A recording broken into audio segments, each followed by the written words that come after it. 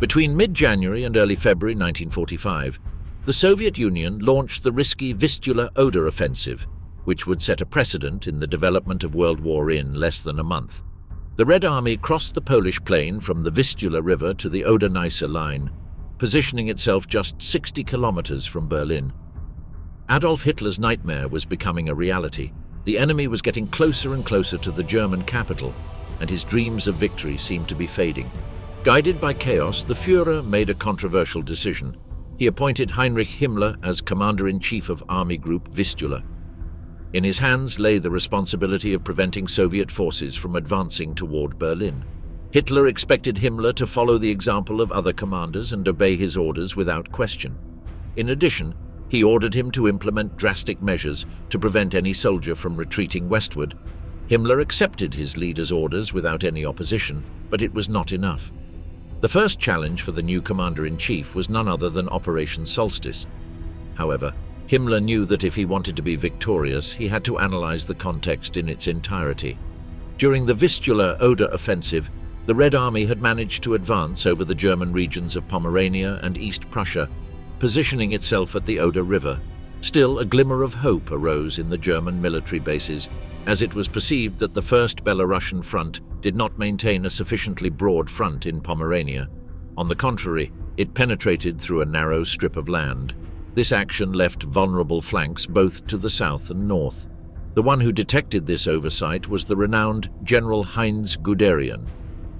After several hours of evaluating the war scenario, he understood that the best way to exploit the Soviet weaknesses was to execute a large offensive against the First Belarusian Front, aiming to isolate Georgy Zhukov's vanguard forces east of the Oder. In this way, the Germans would attack from Stargard in the north and from Glogau in Silesia and Guben in Brandenburg in the south. Nevertheless, Guderian knew that every decision had to lead to assured success. Otherwise, the Red Army would take Berlin and German power would come to an end. To achieve this, he was aware that he needed a greater number of men. Therefore, he urgently requested the evacuation of the Courland pocket near Latvia in order to free the divisions trapped there. In addition, he withdrew troops from Italy and Norway and ordered the 6th Panzer Army, led by Sepp Dietrich, to abandon Hungary. However, this earned him a reprimand from Hitler, who opposed weakening Courland and the Hungarian territory. What followed was an intense and overwhelming argument. When they finally managed to reach an agreement, a new point of discord emerged.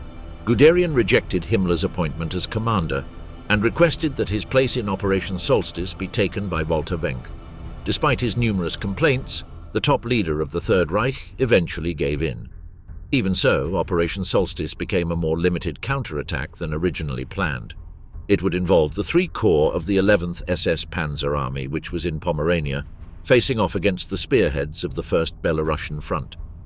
Finally, the German forces would begin the attack along a front of approximately 50 kilometers around Stargard, advancing southeast toward Arnswald. For his part, Zhukov was aware of the concentration of German forces to confront the 2nd Guards Tank Army and the 61st Army. However, he did not know the exact moment the attack would take place or its true magnitude. Meanwhile, in the Soviet High Command, the Stavka was concerned. Although they had key information, the Third Reich had deployed 13 divisions between Berlin and the main Red Army forces, and another 33 had been concentrated in Pomerania. This data only confirmed the latent possibility of an imminent German attack against the northern flank of the First Belarusian Front. February 1945 progressed, and Operation Solstice began to take shape. Guderian suffered through the days as he saw that the 1,200 assigned tanks were not arriving due to a lack of available trains. A similar situation occurred with ammunition and fuel, which would only last for 3 days of combat. In addition, hundreds of thousands of soldiers had died in the early days of the year, representing a significant loss when planning an offensive. Anyway, the situation was not much better on the Soviet side. Although both the 1st and 2nd Belarusian fronts were formidable forces, the Vistula-Oder offensive had caused enormous human losses. In January alone, the Soviets had lost more than 5,000 armored fighting vehicles and nearly 2,000 cannons and mortars. Adding to this misfortune was the lack of anti-aircraft weapons due to the logistical bottlenecks they had faced in the final. phase of the conflict. On February 15, 1945, German forces launched Operation Solstice when the SS Nordland Division, part of the Central Corps, attacked in the direction of Arnswald.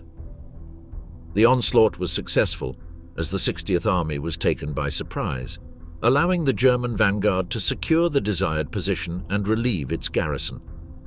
However, despite this first victory, not all German units were ready for the start of the offensive, and the level of protection over the Stettin bridges was not as envisioned initially. On February 16th, the 3rd SS Panzer Corps expanded the Central Corridor and managed to push part of the Soviet front more than 8 kilometers. Zhukov, surprised, sought a response.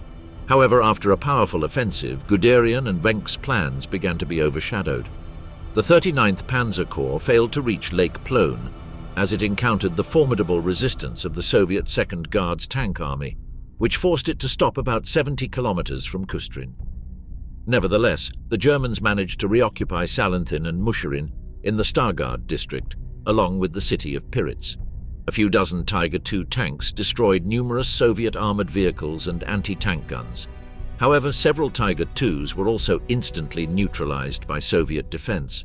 Despite the small German triumphs, the Soviet resistance did not give up and knew that the enemy forces were decimated, so they could not sustain a prolonged offensive. On February 17th, General Wenck was seriously injured in a car accident, so he was replaced by Hans Krebs. This episode represented a huge loss of initiative for the German command. For his part, Zhukov took advantage of the enemy's low morale and sent the 3rd Shock Army, which caused the German offensive to stall.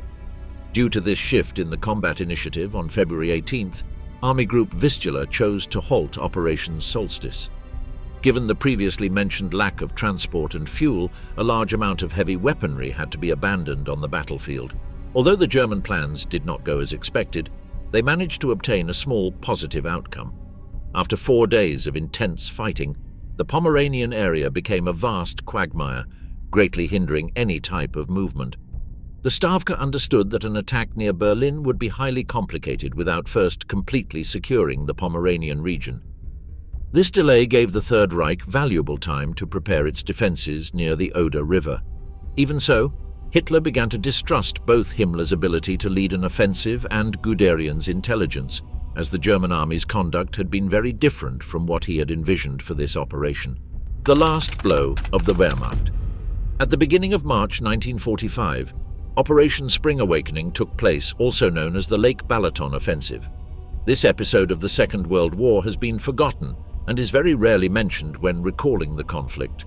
However, at the time it had great significance, as it was Germany's last major offensive, and despite being weakened, it employed nearly 500,000 men, around 1,000 tanks, just under 6,000 cannons, and 850 aircraft. The Third Reich placed high hopes on this offensive, as the global context was anything but favorable. By the end of 1944, it had been unable to resist the Soviet onslaughts and began 1945 completely surrounded. To the west, its defensive line was in a state similar to that of 1939, before the start of the war. Nevertheless, on the Eastern Front, it had a small positive margin that provided a bit of optimism. After the loss of the Vistula, Joseph Goebbels himself recorded in his notes his deep concern, assuming that this event would mark a dark precedent and that hopes of winning the war were beginning to vanish. Faced with these complications, part of the German army had no choice but to abandon the Ardennes. Guderian saw this as a positive move, as it would allow him to reinforce the Eastern Front.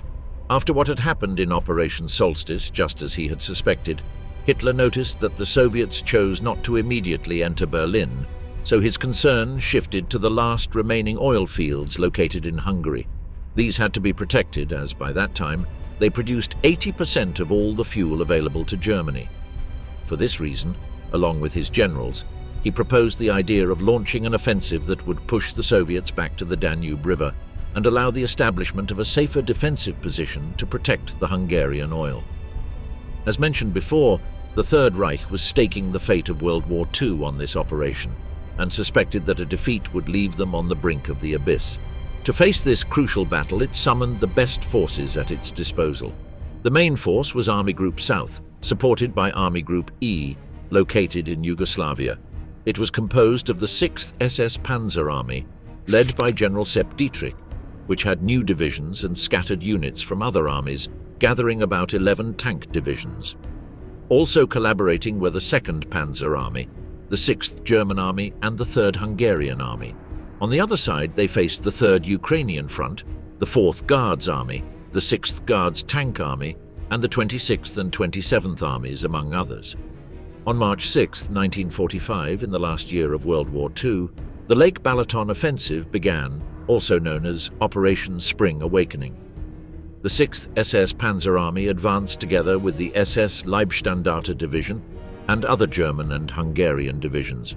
The ranks of the Third Reich advanced with the commitment the moment demanded, but they quickly had to stop and return to their initial positions. Fuel reserves were extremely scarce, and intense rains fell on Hungarian soil, turning the planned battlefield into mud. After a few days in a defensive stance, they managed a surprising performance against the perplexed Soviet vanguard, which allowed them to break through the defenses southwest of the city of Székesfehérvár. However, by that point in the war, Hitler's men were already used to their joys being short-lived. The Soviet forces quickly fought back with great resistance and persistence against the German advance. The 2nd Panzer Army, along with the 16th SS Grenadier Division Reichsführer SS, advanced from Nagy-Bajom toward Kaposvár, but this unit had no tanks, so just 5 hours after the attack began, it was overwhelmed by the Soviet forces. Although German failure was beginning to loom, Hitler ordered Sepp Dietrich to continue the offensive despite it being irreversibly stalled. On his part, Soviet Marshal Fyodor Tolbukhin requested authorization from the Stavka to use the forces of the 3rd Ukrainian Front, which were reserved for an offensive against Vienna. However, Stalin flatly refused, demanding that Tolbukhin make do with the available forces. Tolbukhin expected this response, so he had previously designed a defense system consisting of barbed wire, anti-tank traps, and the flooding of terrain. With this, he managed to slow the enemy advance as the German soldiers sank into the mud. He also added the use of heavy cannons, with which he managed to destroy several German tanks. The German ranks moved with extreme slowness, which allowed Tolbukhin to unleash the numerical superiority of the 3rd Ukrainian Front, composed of approximately 30 divisions. These units executed brutal frontal counterattacks that, although causing some Soviet casualties, were incomparable to the enormous German losses, both in deaths and prisoners. Thus, the Red Army managed to halt the enemy advance, forcing the German tanks to stop 32 kilometers from the Danube. That distance was the closest they got to their objective, precisely at a salient on the southernmost edge of their initial positions. On March 8th, the Oberkommando des Heeres ordered the reserves of Army Group South to be sent to the front, but this did not change the outcome of the battle. On March 15th, the 6th SS Panzer Army received an order from the Oberkommando des Heeres to stop the Soviet offensive and then go on the defensive. However, due to the multiple casualties suffered, no action ordered by the German High Command could succeed. The few territories they had managed to gain were automatically lost. On March 23rd, Tolbukhin's troops, together with the 2nd Ukrainian Front, attacked the 6th German Army, which was waiting in its original positions. The 9th SS Panzer Division Hohenstaufen was the only one that seemed to bring good news to the Third Reich, as it managed to hold the defensive line. By March 26th, the Germans had to retreat quickly across the western Hungarian plain toward Austria, aiming to protect Vienna. This movement granted the Soviets control of 90% of Hungarian territory. In the end, the Lake Balaton offensive became a complete failure. In addition to losing 45,000 men and 500 tanks and cannons, along with 200 aircraft, the German forces had to bow their heads and accept a harsh defeat that led them to lose the oil fields in the town of Neisse, the last in German hands. By then, the German nation had to say goodbye to the little natural gas it had left and rely entirely on synthetic fuel, which was also in short supply. Adolf Hitler, especially enraged by the defeat, reprimanded the authorities of the Waffen-SS Leibstandarte Division and ordered Sepp Dietrich to strip them of the armbands they wore, which bore his emblem and face, since he could not conceive that a group of men bearing his name had not fought with all their strength during the offensive and achieved victory. However, Dietrich chose not to transmit this order to his soldiers so as not to affect their morale and to allow them to continue their work. In any case, he knew he was not at risk for disobeying the order, since the Führer held him in high regard, and if he found out, there would be no serious consequences. The city that refused to fall. After the Red Army occupied the Vistula, it sought to dominate every square kilometer of German territory by any means possible. However, there was one city that resisted with blood and sweat against a brutal Soviet onslaught. This episode was called the Siege of Breslau. This city is located in western Poland, in the region of Lower Silesia. At that time, it had 625,000 inhabitants. Until the final year of the war, Breslau had not been disturbed, not even by Allied air forces. By the first months of 1945, it received the arrival of thousands of German refugees from East Prussia and other Polish cities fleeing the Red Army. As a result of this wave, the number of inhabitants rose to 1 million. Due to its location, Soviet forces understood that this city would quickly connect them with the center of Germany. For this reason, Hitler classified Breslau as a fortress that had to be protected against any enemy attack. On January 21st, Karl Hanke, governor of the city, stripped it of its status as a metropolis and began calling it a war zone, which resulted in the uprooting of more than 700,000 inhabitants, who had to abandon their homes and, enduring temperatures of -20 degrees along with dangerous snow and ice storms, set out in search of a new city to take refuge in. A few privileged individuals managed to obtain bus tickets. Others climbed onto trucks, while many traveled by train to places such as Saxony, Bavaria, Berlin, or the Czechoslovakian Sudets. Approximately 116,000 civilians chose to remain in Breslau, where they formed 10 construction battalions and erected a 15-kilometer circular ring fortified with trenches, bunkers, and ditches. On January 24th, loud artillery detonations were heard, caused by the Soviets in the towns of Namslau and Oels, 35 kilometers from Breslau. Despite sensing that danger was imminent and the enemy was approaching, the city continued to function normally. The hospitals and the Gandau airfield remained operational, as did the water, gas, and electricity services. The only person who suggested surrendering was the second mayor, Wolfgang Spielhagen, who ended up first detained and then executed for treason. Nevertheless, the German army knew that calm would not last forever, so it began preparing the ground to defend itself against the experienced Red Army.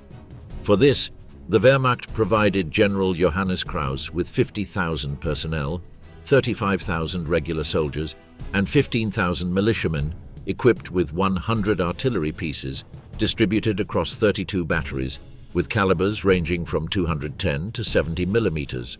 They also had 7 Panzer, 4 and 2 tanks. The siege of Breslau began on February 13, 1945. The First Ukrainian Front was responsible for initiating the first bombardment, accompanied by the Soviet Air Force, which dropped a large number of devices on the city. As the situation grew increasingly tense, some Soviet divisions crossed the Oder River at various points and, in a flanking movement, occupied the towns of Sakrau, Hunsfeld and Görlitz. The days passed slowly when, on February 16th, German forces debated the best way to weaken the siege.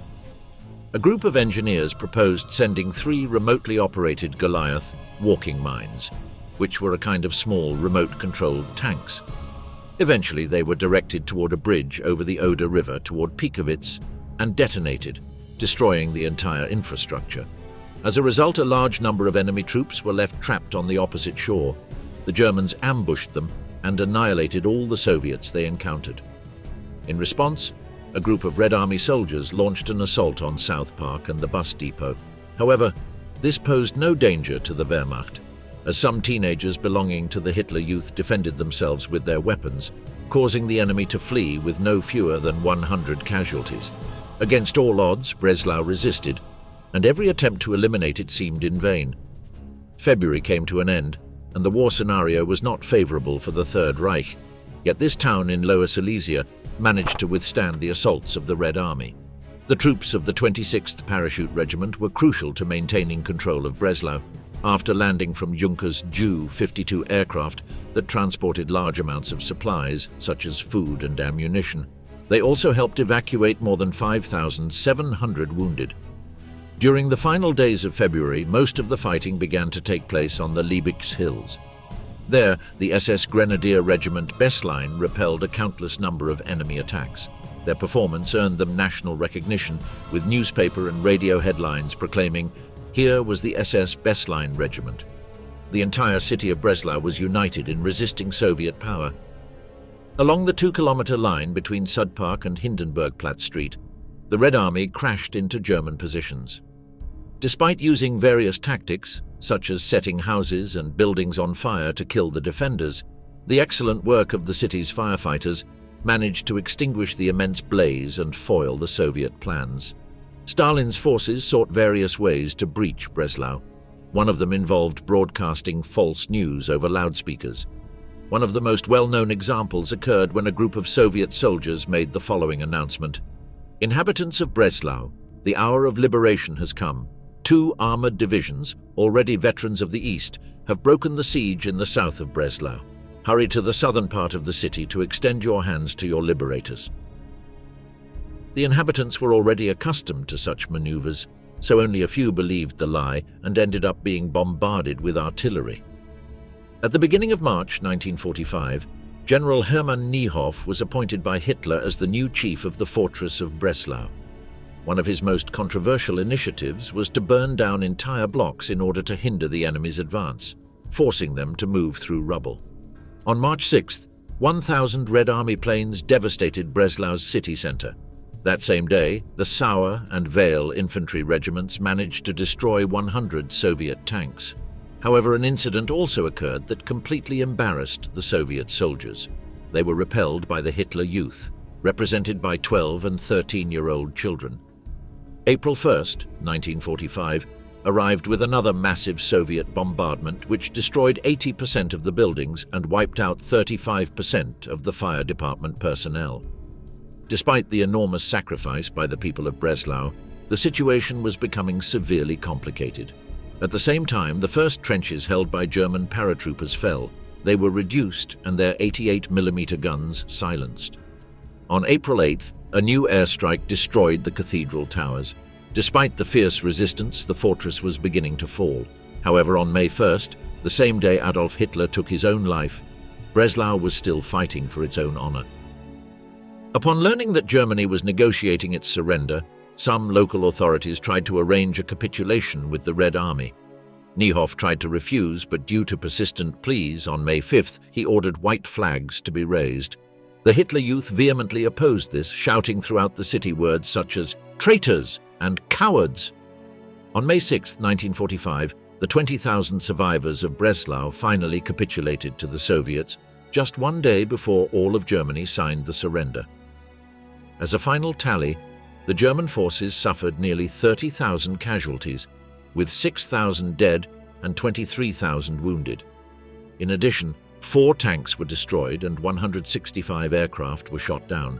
On the other hand, 3 million civilians managed to escape to other parts of Germany, achieving something that no other city managed. The resistance of Breslau becomes even more heroic when we consider the losses they inflicted on the Red Army in comparison to their own. No less than 60,000 casualties, with 13,000 Soviet soldiers killed and 47,000 wounded.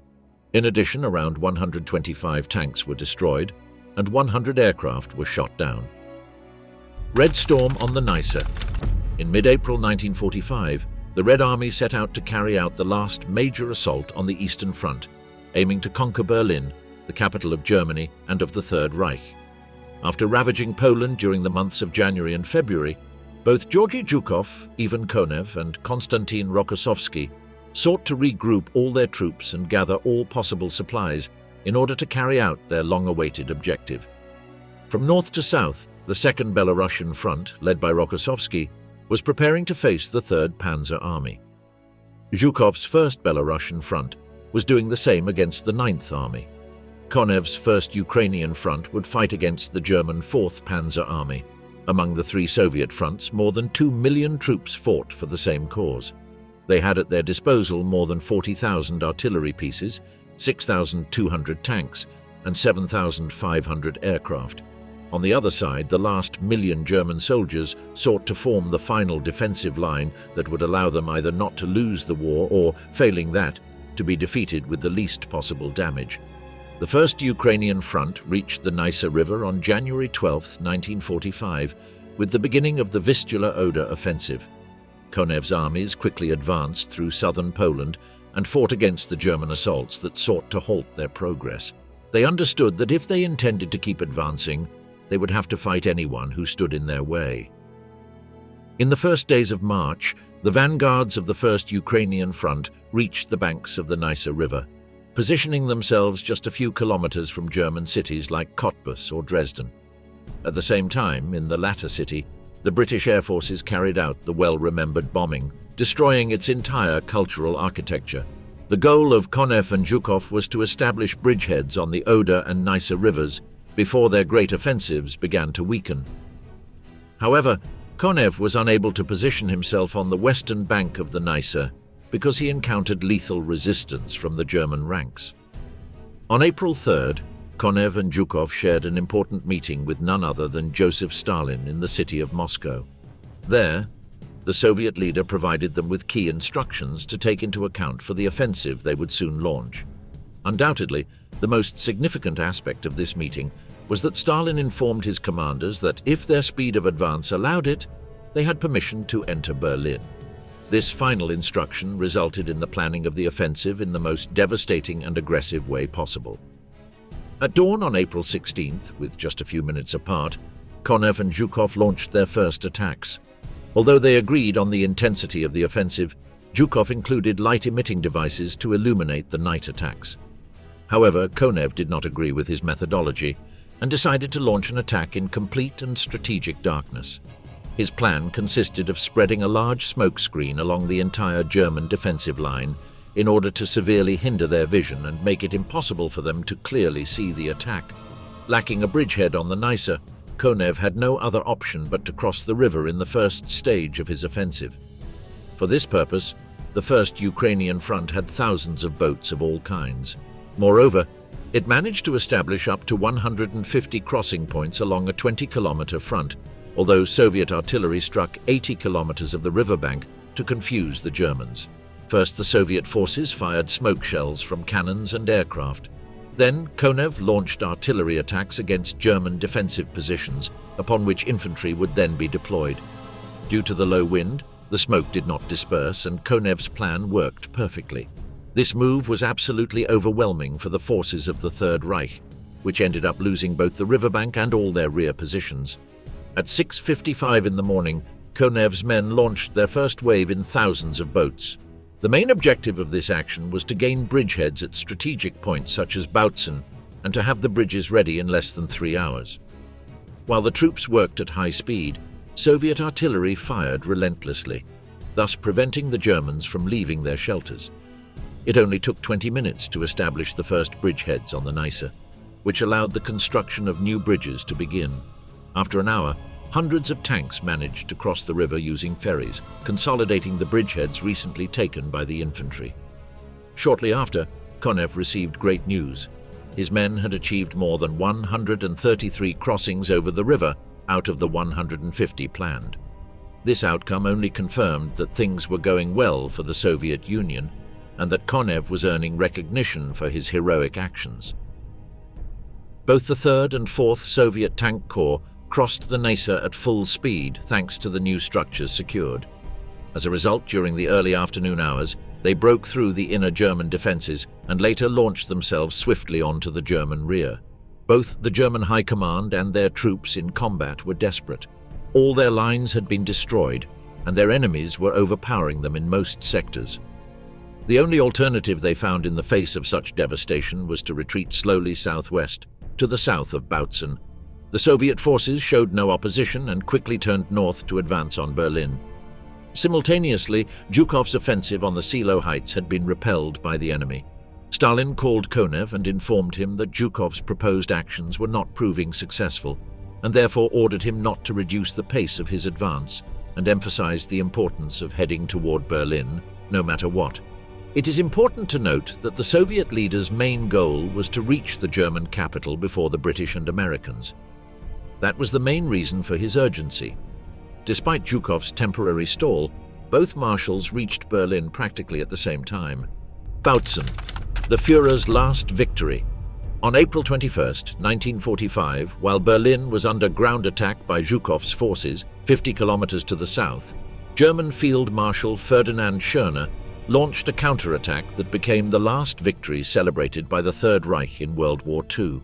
During Konev's offensive on the Neisse, the southern flank, which was heading toward the cities of Bautzen and Dresden, relied on the main shock force of the Second Polish Army, made up of soldiers from the newly established Communist Polish government. This force numbered over 100,000 troops, including 84,000 Poles and 20,000 Soviets, along with 500 tanks. By the fourth month of 1945, Germany was in a deeply critical situation and was completely surrounded. The Red Army was aiming to dominate the Eastern Front and was close to entering Berlin from its positions on the Oder River. On the Western Front, the Anglo-American forces were positioned just a few kilometers from the banks of the Elbe River. Still, not everything was adversity for Germany. As previously mentioned, the Second Polish Army, at that time a puppet group of the Soviet Union, launched an offensive on the Neisse River in an attempt to conquer the smoldering remains of the historic city of Dresden. However, nothing would go as planned. Marshal Ferdinand Schörner had meticulously studied the war scenario and was able to interpret the maneuvers of his rivals. In this way, he prepared to completely dismantle the enemy attack. To this end, he mobilized the 4th Panzer Army, led by General Fritz Hubert. In addition, he declared the intermediate city of Bautzen a fortress, which was guarded by the commanding colonel, Dietrich Höpke. The 4th Panzer Army monitored a 50-kilometer area along the Neisse River, which acted as a true natural barrier for the defenders. Although it was only 15 meters wide at its narrowest points, the Soviets still struggled to settle on the opposite shore due to the traps and obstacles strategically placed by the Germans between their northernmost stretch at Forst and the southernmost at Görlitz. Let us recall that Germany had suffered a huge number of casualties, and many soldiers had died, so it had no choice but to form battalions with people of questionable aptitude. The northern deployment, along the Cottbus axis, was carried out by the 35th SS Police Division, along with convicts and former prisoners of the 36th SS Dirlewanger Grenadier Division and other Panzer and Luftwaffe divisions. All these divisions amounted to 50,000 troops and 300 tanks. As mentioned earlier, at 4:30 a.m. on April 16, 1945, thousands of artillery pieces from the Red Army fired shells over an 80-kilometer sector on the western bank of the Neisse River. Thousands of troops crossed the channel over 1,000 wooden pontoons and aboard 2,400 rowboats. After witnessing the construction of 150 bridges, the 3rd Guards Tank Army, along with the 13th Army and the 5th Guards Army, achieved the first breakthrough of the front. By mid-morning, the Soviets entered the city of Cottbus, one of the main objectives of their operation. South of the Neisse, the soldiers of the 2nd Polish Army overcame the German defenses on the opposite bank and opened an 8-kilometer gap, held by the Brandenburg Panzer Division, allowing the Polish division to penetrate about 15 kilometers into the enemy rear. On April 17th, the Polish troops achieved further successes by capturing Niewski. A day later, they entered Weissenberg, located 27 kilometers from their starting point. On the night of April 18th, 1945, at 10 p.m., the vanguard of the 7th Mechanized Corps reached the eastern outskirts of Bautzen. The German defenses were pushed into the city center, prompting Höpke to order nearby buildings to be set on fire to delay the Soviet advance as much as possible. This tactic proved successful as Stalin's men were halted for long, cold days, while the Germans were reinforced by supplies dropped by Luftwaffe aircraft. Ivan Konev ordered General Karol Świerczewski, who commanded the 1st Polish Army, to support the Soviet assault on Bautzen. Świerczewski chose to ignore the order and continued straight toward Dresden, as his objective was to capture the Saxon capital and gain a major victory for Poland after so many defeats since 1939. Thus, he pivoted and charged westward, unaware that large quantities of 4th Panzer Army units were on his flanks, ready to launch sudden lateral attacks. After disobeying Konev's orders, the 1st Polish Army witnessed 17 Panther tanks from the Hermann Göring Panzer Division ambushing the Polish Armored Corps near Kodersdorf, destroying 60 tanks, including 4 heavy IS-2 Stalin tanks. In the early hours of April 21st, the 4th Panzer Army took advantage of the visible vulnerability of the 2nd Polish Army. West of Bautzen's outskirts, the Brandenburg Panzer Division launched an attack from the north. The 17th Infantry Division trapped the 294th Rifle Division from the south in Weissenberg in a pincer movement, surrounding and completely annihilating it before liberating the city. Simultaneously, the 20th Panzer Division, waiting on the southern side of Bautzen, attacked from the flank and reached the suburbs of the city. This action aimed to relieve the besieged garrison, following the course of the Spree River. At the same time, the 21st Panzer Division carried out a similar action in the western sector, closing off any possible exit and occupying the town of Malschwitz. More than half of the 2nd Polish Army was isolated on the road to Dresden due to the German attack on Bautzen. The curious and deplorable part of this situation was that General Karol Swierczewski thought it best to lock himself in his mobile headquarters, get drunk, and stop answering phone calls from his superiors. Marshal Konev sent an inspector, General Ivan Petrov, to find out what was happening. Upon seeing the disgraceful situation, Swierczewski was removed from his position and replaced by General Ivanovich Kostylev. Although the Polish army had orders to turn back and retreat to Bautzen, the city was already under attack from all sides by the 20th and 21st Panzer Divisions, which also liberated the village of Niederkaine. Before leaving that town, the Soviets locked 250 Volkssturm prisoners in a church, set the church on fire, and killed them all. On April 23rd, Soviet forces launched a counterattack to restore the situation in Bautzen.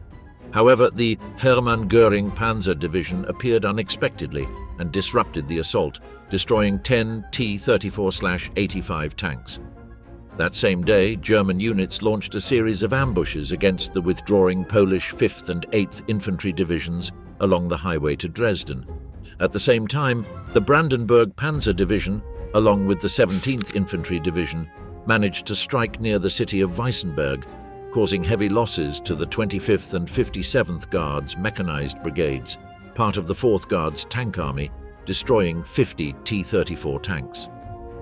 On April 24th, a group of soldiers from the Hermann Göring Panzer Division captured several Polish prisoners and by chance seized a set of documents detailing the evacuation plan of the 9th Polish Infantry Division.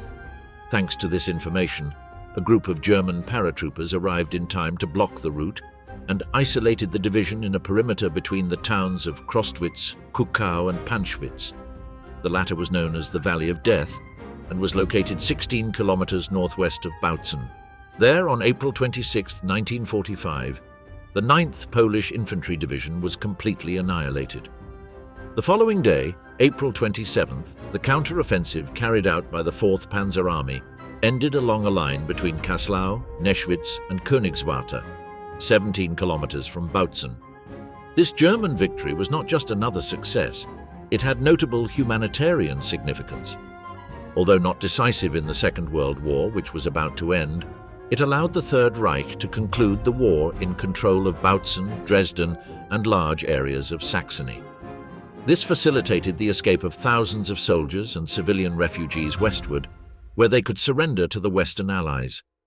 In the Battle of Bautzen, Poland suffered 5,000 dead and 20,000 wounded, missing or captured, while 3,500 Soviets were killed. 200 Polish tanks and 120 Soviet tanks were lost on the battlefield. In contrast, and to the surprise of many, Germany reported 6,500 casualties, including dead, wounded, missing, and captured. The defeat of the Second Polish Army was the bloodiest suffered by Polish soldiers since the Battle of Bzura in 1939. Unlike their enemies, the 4th Panzer Army could celebrate that this victory was the last achieved by the military forces of the Third Reich. Curiously, the opponent defeated at Bautzen was the same one Germany had beaten in its first victory of World War II. Hell on the hills of Seelow, the last bastion before Berlin.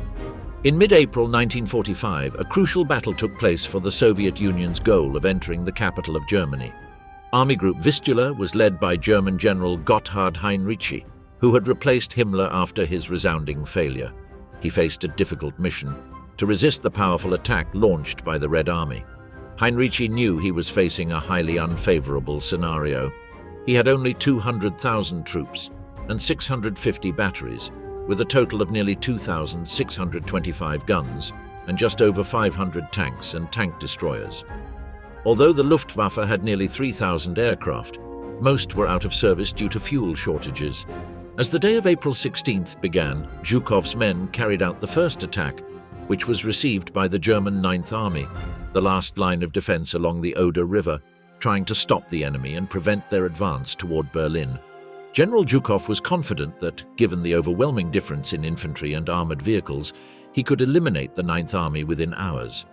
However, he did not anticipate that General Heinrici would devise a meticulous strategy in the Seelow Heights that would delay his plans by 3 days. Heinrici was extremely careful with key aspects such as cohesion among the different divisions. This concept allowed him to avoid weak points in the connection sectors, as he believed one of the Soviets' greatest strengths was exploiting open gaps and detecting enemy flaws.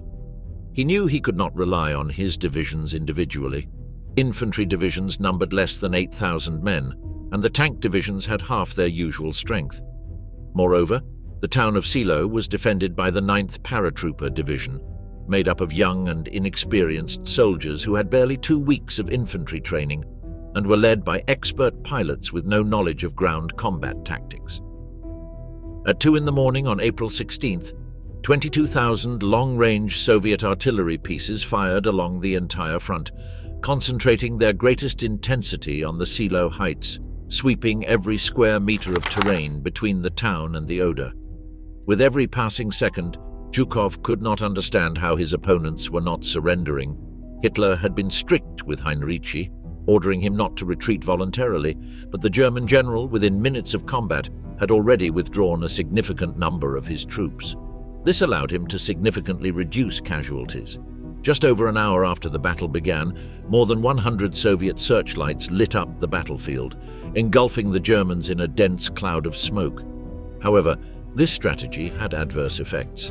The area filled with smoke and dust that allowed the beams of light to pass through and reflect, instead of illuminating the low clouds to project light onto the ground. This not only created terrible visibility for the Soviets, but also revealed to the Germans the silhouettes of enemy soldiers. At the same time, the terrain, devastated by massive craters from Soviet artillery, hindered the advance of both infantry and tanks and assault guns. Meanwhile, in the northern sector, the Germans fiercely resisted the Soviet attack. However, they were quite disoriented due to the bombing and the scale of the assault. After the first day of fighting, the German line remained firm, so they decided to call in their scarce reserves to help continue withstanding the enemy onslaught. As time passed, Soviet tanks managed to open a breach, which was sealed by 2 tank destroyer companies that succeeded in destroying over 30 heavy armored vehicles. The Soviet Air Force supported the attack by dropping around 900 tons of bombs from 700 heavy bombers. One of their most successful strikes was the destruction of a support train transporting ammunition and supplies, including 3 128mm guns and 7,000 shells. By the end of the day, the Red Army had penetrated 8 kilometers, though without achieving a decisive breakthrough. The battle continued with great intensity, both sides fighting for their objectives. The 5th Shock Army attacked with 5 divisions at the front, supported by IS-2 and T-34/85 tanks, which were engulfed in a cloud of smoke created by the prior bombardment. The Germans took advantage of this to launch a brutal counterattack. The inexperienced 9th Paratrooper Division, despite suffering many casualties while moving, managed to destroy more than 30 tanks and halted the advance of 3 divisions. Unexpectedly, the armored train Berlin arrived at the combat zone, carrying 5 wagons with 88mm cannons, with which they destroyed around 60 Soviet tanks. Meanwhile, in the south, Konev's 1st Ukrainian Front advanced as planned, pushing back General Schörner's 4th Panzer Army. Stalin was angry about the setbacks delaying the advance at Seelow. He could not understand how German forces had resisted long enough to delay Soviet objectives. On the other side, Heinrici was worried, as his forces lacked reserves. On April 18th, the Soviet offensive intensified considerably. German General Theodor Busse ordered it to be repelled with the only two defensive divisions he still had at his disposal, the 11th SS Panzer Grenadier Division Nordland and the 23rd SS Volunteer Panzer Grenadier Division Nederland. However, these only managed to slow the Soviet advance. By dawn on April 19th, the Eastern Front had ceased to exist as such, and only scattered remnants of each division remained. Nevertheless, the Soviet forces had suffered considerable losses. 20,000 men killed or wounded, along with more than 2,800 tanks destroyed. The Battle of the Seelow Heights became the last major strategic success of German forces before the end of the war. On the opposite side, the Soviets celebrated having Berlin on the front line. Impossible escape in the forests of Halbe. By mid-April, the Battle of Berlin had already begun, and the Ninth Army was positioned behind the Oder River. Theodor Busse had decided not to retreat south to confront Konev, as he believed the Western Allies would reach Berlin first. Konev was eager to encircle Busse and his men, and then reach Berlin as soon as possible. On April 22nd, Adolf Hitler suffered a breakdown upon realizing he had lost the war. To console him, General Alfred Jodl suggested that Busse's Ninth Army abandon the Eastern Front and head west to link up with the 12th Army, led by Wenck on the Western Front, and thus lift the siege of Berlin. It was clear that the chances of success for this plan were minimal. The Ninth Army was surrounded and barely had 80,000 soldiers scattered across different corps. When Busse received the orders, he understood that if he managed to join Wenck, it would be a feat. He quickly called him, and disobeying none other than Hitler, informed him that he would not return to Berlin, but would cross the Elbe River and surrender to the Allies. Wenck agreed, and on April 24th, he sent only the 10th Army Corps to Potsdam, a city located just a few kilometers from Berlin, to try to evacuate the refugees and the city's garrison. Wenck withdrew with almost all his men eastward to approach Busse. The Ninth Army used the last 31 tanks it had left and led the convoy trying to break through quickly, ensuring the Red Army would not stop them. Zhukov became aware of the possible escape route and sent some of his men from the 1st Belarusian front to the Spreewald forest to reinforce the encirclement. Konev did not hold back either, as he was eager to capture the Ninth Army and also deployed some of his troops. On April 26th, both Soviet groups completely closed the pocket, and at the same time Busse's men arrived. Many German troops managed to cross before the battle erupted in the village of Halbe, but others had no choice but to break through under intense artillery fire and air attacks. Some, less fortunate, were trapped by the Soviets. Hitler learned of Busse's true plan and summoned him back, but the German general ignored the order. Throughout that night, German forces fought against the Soviet encirclement in a desperate attempt to escape to the area where the Allies were located, but only a few succeeded. On April 28th, they attempted to break through again via the Spreewald forest, but many died in the attempt. The column had completely scattered in the forest, and the Red Army surrounded each segment with the aim of annihilating it. The village of Halbe was in total chaos. No one wanted to fall into Soviet hands, as they knew the Allies would treat them more humanely. Meanwhile, Wehrmacht and SS troops mixed and blamed each other for the disaster. The youngest soldiers deserted en masse and hid in the villagers' houses. Some German soldiers tried to pull them out, but the deserters killed them. Eventually, around 25,000 soldiers managed to break the encirclement and escape, while another 30,000 died on the spot. A large number of Germans were captured and sent to prisoner camps. Most units were decimated. The 32nd SS Panzer Grenadier Division had started the retreat with 20,000 troops, but 10 days later it had 5,000 fewer men. Only 2 Tiger tanks made it to the end. German troops helped civilians evacuate the area during the various breakout attempts. Although the main contingent of troops managed to flee with the villagers until April 28th, some German soldiers remained in the area until May 1st, when they finally managed to slip past the Soviet encirclement. After several days of traveling long paths, fighting without sleep, and even swimming across icy rivers, Busse and his men managed to link up with the 12th Army led by Wenck. Most of the troops were completely exhausted. Many collapsed. However, they could not stop to rest, as the Soviets were closing in and any pause meant death. Only 2 days later, on April 30th, after enormous and brutal effort, they made contact with the Americans. However, to Busse and Wenck's dismay, the Americans turned away most of their soldiers, who ultimately ended up in Soviet hands. It is estimated that out of the 200,000 German soldiers encircled by the Soviets in the Halbe pocket, only 40,000 managed to reach the position of the 12th Army, while around 120,000 were taken prisoner and approximately 60,000 were killed. Realizing that Busse's and Wenck's troops would not defend the fall of Berlin, Hitler was advised to abandon the German capital. The Führer rejected the suggestion and, as is well known, proceeded to take his own life. We have reached the end. Thank you for joining us on this journey through the last major offensives of the Eastern Front. Until next time.